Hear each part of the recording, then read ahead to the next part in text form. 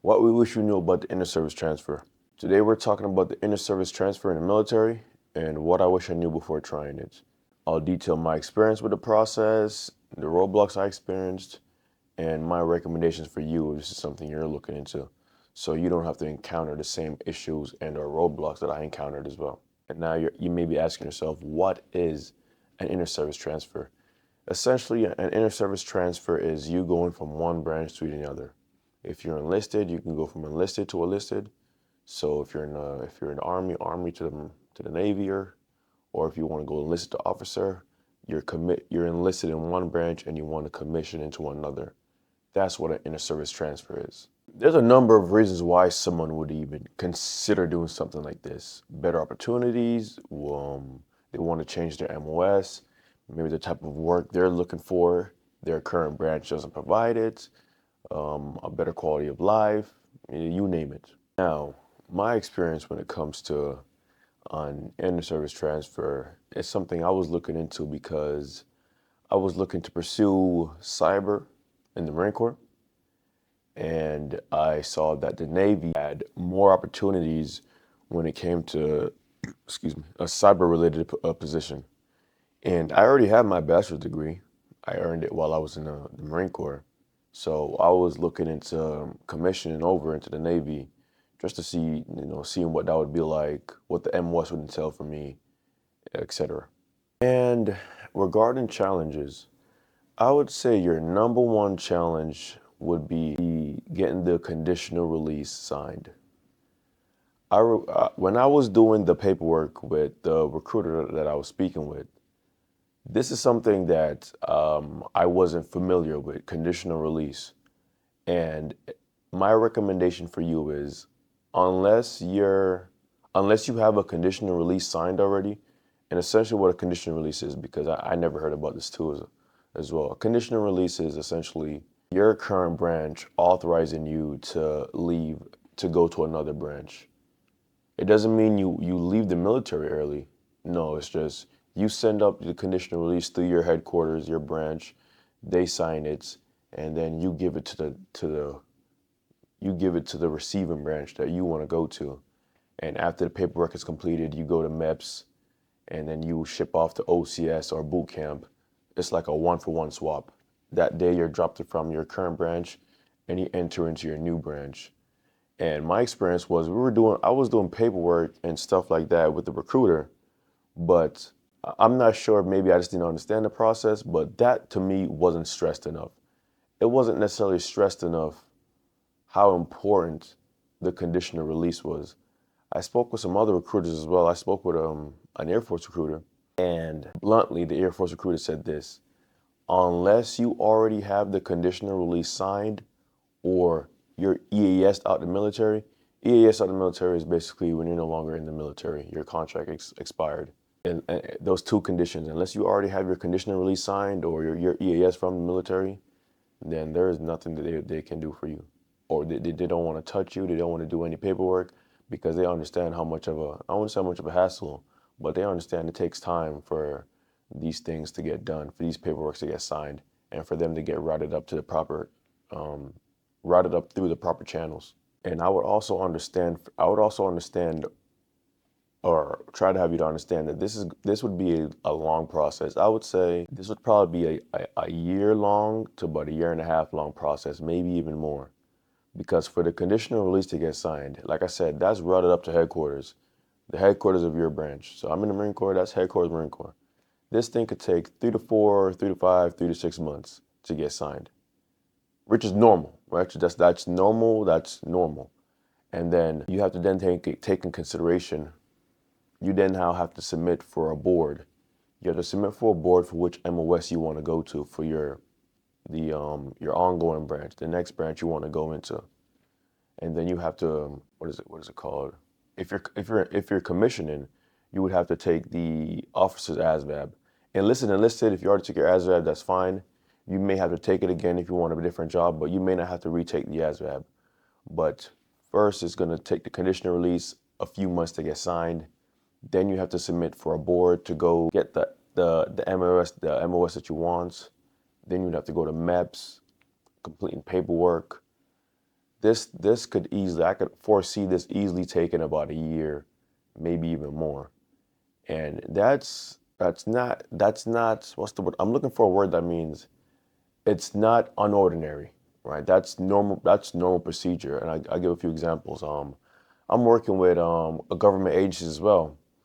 And the most common advice I hear when you're working with government agencies is that you want to buckshot your applications, meaning you want to spread out your applications to as many three-letter agencies, to as many government federal agencies as you can, because the process can take a long time.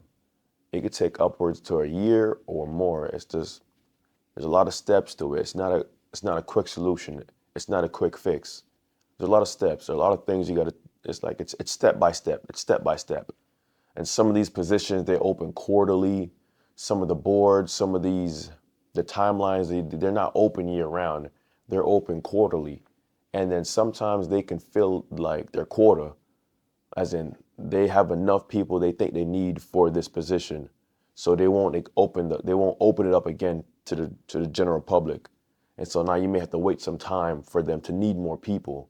And by need some people, that means you need to wait for people who are already in the job to retire, process out, quit, move on, etc. And to sum it all up into practical advice for you, like I said, I'd first understand that this is not a quick solution.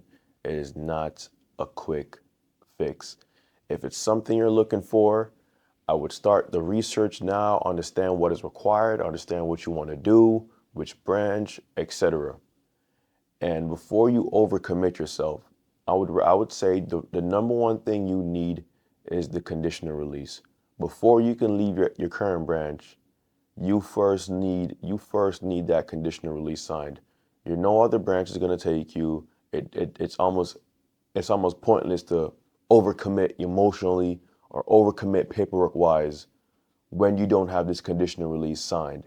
And in terms of getting that conditional release signed, that's something you would work with your career planner and or your current career planner with, alongside the recruiter you're speaking with. And the next two advice that I would give as well is to keep your chain of command and your leadership involved and updated with the process and or what your intentions are. You don't want to blindside your leadership, right? This isn't something you can do under the table.